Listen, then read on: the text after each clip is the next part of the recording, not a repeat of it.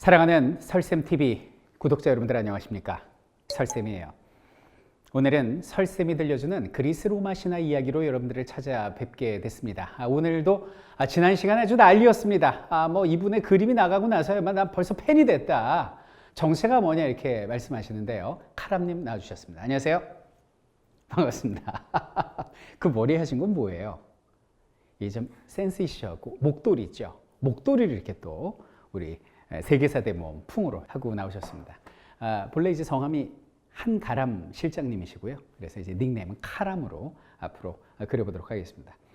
오늘 이제 그 그리스 로마 신화 이야기를 다룰 텐데 오늘의 주인공은 아킬레스가 됩니다. 제가 아킬레스 얘기를 왜 하게 됐냐면 선생님의 세계사 대모험의 4권의 주인공이 아킬레스입니다. 여기 보시면은 아킬레스가 이렇게 등장을 하게 되죠. 그래서 아킬레스가 우리의 주인공 데이지와 결투 장면을 벌이는 그 장면이 나오는데요. 도대체 아킬레스가 누구인지부터 말씀드리도록 하겠습니다. 자, 오늘도 이제 영감 받으시면 어김없이 그림으로 표현해 주시는 거죠. 예, 잘 부탁드리겠습니다. 네. 오늘 그림도 구독자 여러분들 중에 감상평을 잘 남겨주신 분에게 우리가 예쁜 그림을 선사하도록 하겠습니다. 이 그리스 로마 신화는요, 우리나라로 따지면 이제 고조선 시대입니다. 예수님 태어나기 전 단군 할아버지가 말 타고 만주벌판 달릴 때 그리스에서 벌어진 신과 인간들의 이야기가 되겠습니다. 자, 우리 만화에 나오는 아킬레스 이야기를 기준점으로 시작을 해 볼게요. 여러분들 다 알겠지만 아킬레스는 천하무적입니다. 일단 근육질의 몸매고요. 사자와 싸워서도 이길 만한 엄청난 힘과 체력을 지닌 불굴의 전사다. 이렇게 봐주시면 되겠습니다. 칼싸움도 잘하고 이 방패는 그 무엇도 뚫을 수 없지요. 자, 아킬레스가 왜 이렇게 강해졌을까요? 일단 그의 탄생부터 독특합니다. 자, 일단 여기는 아킬레스의 아버지가 누구냐? 아버지가 바로 인간이야. 그리스의 왕이에요. 근데 여기서 참고로 여러분들이 좀 그리스를 이해하셔야 되는데 그리스가 이렇게 있고 이렇게 해가지고 여기가 이제 터키입니다. 오늘날 터키 지역이고 여기가 이제 그리스인데 이 그리스는요 여러 개의 미니 국가들이 모여서 만들어진 연합 국가예요. 그래서 우리가 아는 그리스의 대표적인 미니 국가 아테네가 있고요. 또 뭐 알고 계십니까, 사장님? 그리스의 미니 국가 중에 스파르타 들어보셨습니까? 그게 그리스의 미니 국가입니다. 이런 작은 국가들이 모여서 만들어진 그리스 이렇게 부르는 거죠. 그 당시 그리스가. 자, 그랬는데 이 그리스가 이 트로이 있죠. 트로이 들어보셨죠? 트로이 목마. 이 트로이가 터키예요. 오늘날 터키. 그럼 그리스가 왜 터키를 공격했는지 그 얘기가 이제 여기서부터 비롯이 되는 거예요. 여기는 아킬레스 아버지가 그리스 한 지역의 왕이었고 인간입니다. 어머니가 누구냐면 이게 웬일인가요? 바다의 여신입니다. 바다의 여신. 아버지는 인간, 어머니는 신이에요. 여기 있는 인간과 여신이 결혼해서 낳은 자식이 바로 반인반신의 아킬레스가 되겠습니다. 자, 그러면 이 모든 사건의 시작이 어디서냐? 바로 이 두 인물의 결혼식에서 시작이 돼요. 이 두 인물의 결혼식장이 어디였을까요, 사장님? 신세계였습니다. 신들이 사는 세상, 신세계. 산 위에서 결혼식을 했어요. 결혼식을 하는데 아무래도 이제 신부가 여신이다 보니까 자기 친구들을 많이 초대했을 거 아닙니까? 친구들이 전부 다 신이에요. 신. 그래갖고 이제 여신들이 어머니 축하한다 그러면서 많은 여신들이 오는데 대표적인 여신이 헤라입니다. 결혼의 여신이죠. 두 번째는 누구냐면 아테나라고 들어봤죠. 무슨 여신이게요, 사장님? 전쟁의 여신입니다. 마지막으로 아프로디테 들어보셨습니까? 아프로디테? 뭐의 여신일까요, 사장님? 미의 여신입니다. 일명 비너스라고도 부르죠. 그래서 세 여신이 왔어요. 그래서 어머니 축하한다. 잘 살아. 행복해야 돼. 부케 누가 드릴까? 이러고 있는데 이 바다의 여신이 유일하게 초대하지 않은 친구가 있습니다. 그게 누구냐면 바로 불화의 여신이에요.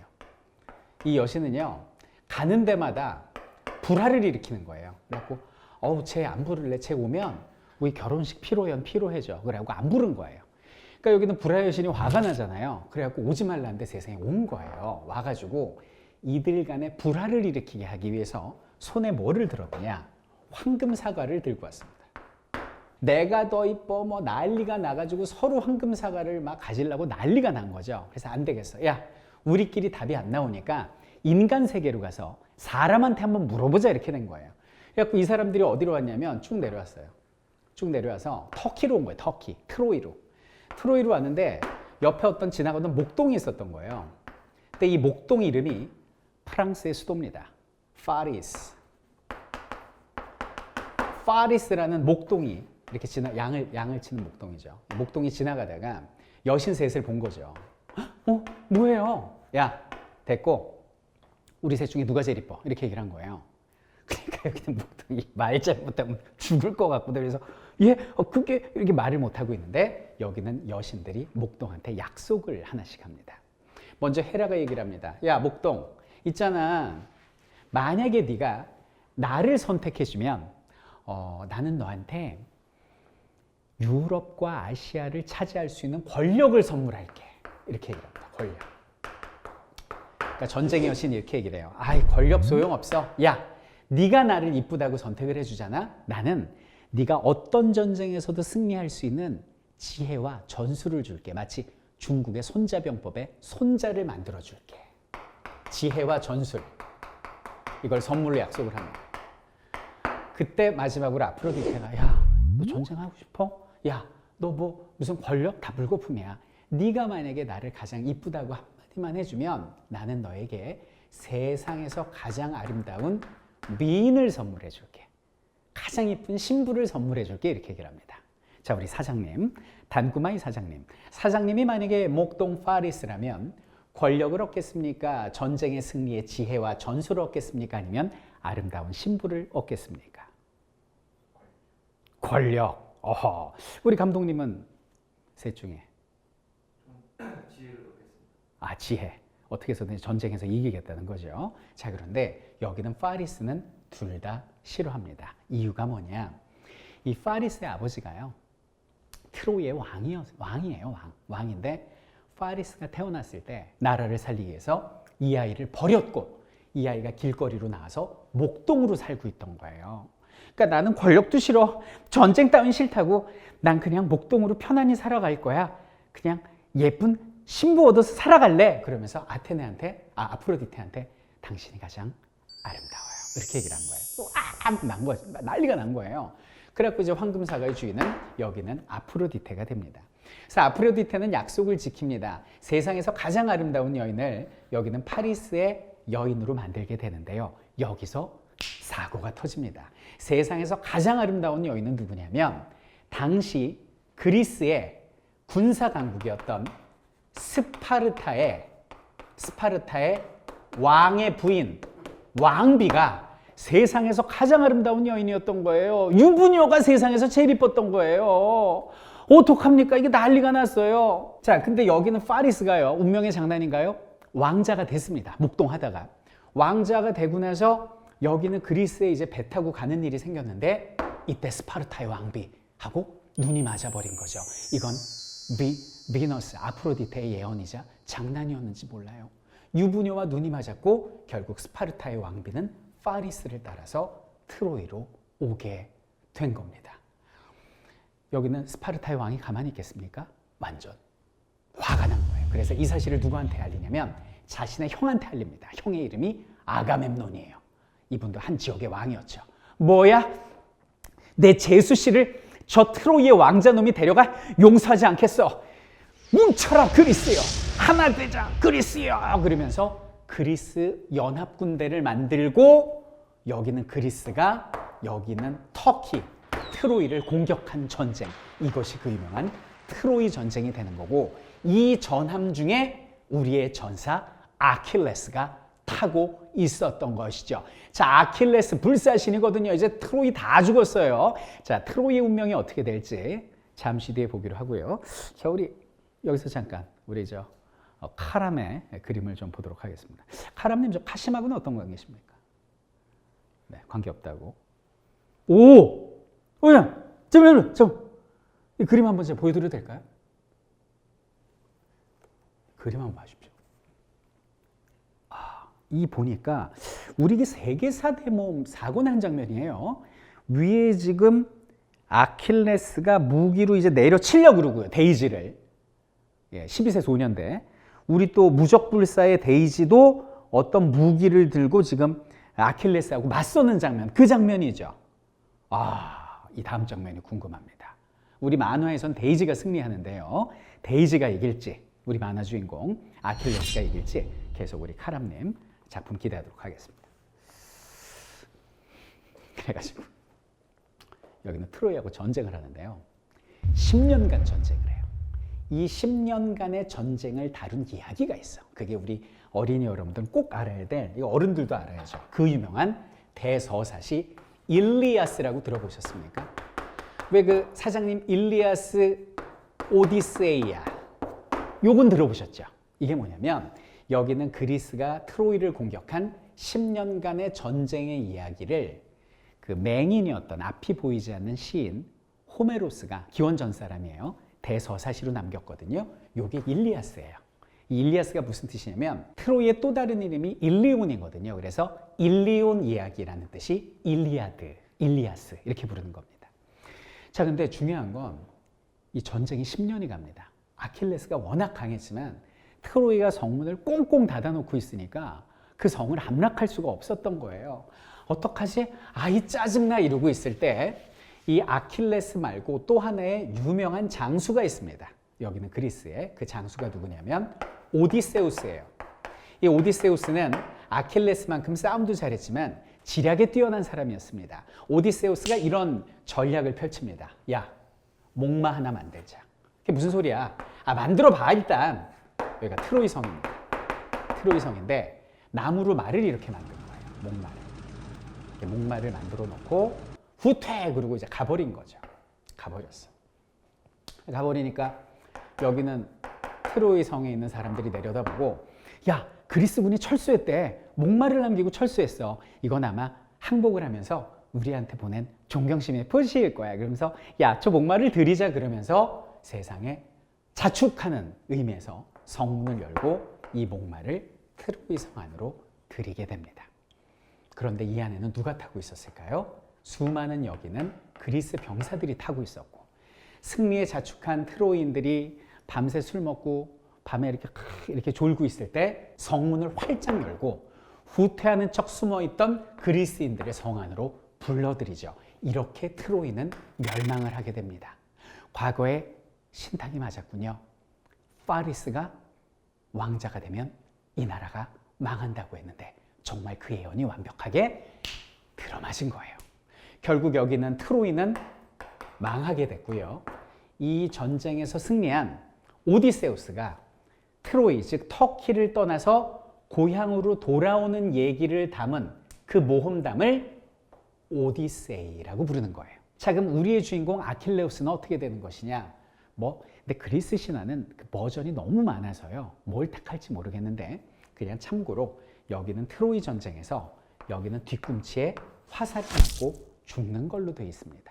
자, 그럼 아킬레스는 불사신인 줄 알았는데 왜 뒤꿈치에 맞고 죽느냐? 자, 그 얘기가 뭐냐면 자긴 신이길 바랬는데 아버지가 인간이다 보니 얘가 허약해. 그래서 얘를 불사신으로 만들기 위해서 죽지 않는 신을 만들기 위해서 불사신의 강에 푹 담갔다 뺀 거예요.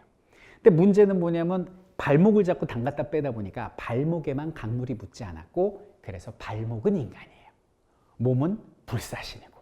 그래갖고 어떤 화살도 어떤 칼도 몸은 뚫지 못하지만 근데 여기에 화살을 맞고 죽었다가 이제 그리스 신화의 이야기인데요.